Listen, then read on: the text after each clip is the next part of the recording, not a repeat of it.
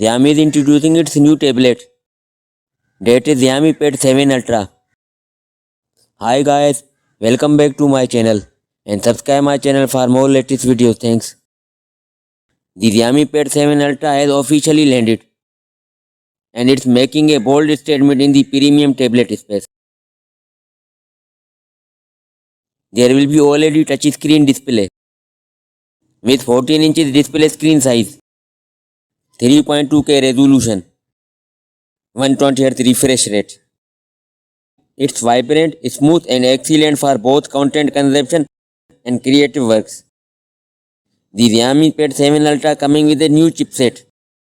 There will be X-Ring 01 chipset, the 3nm processor with its deca-core CPU and 16-core GPU promises flagship level performance.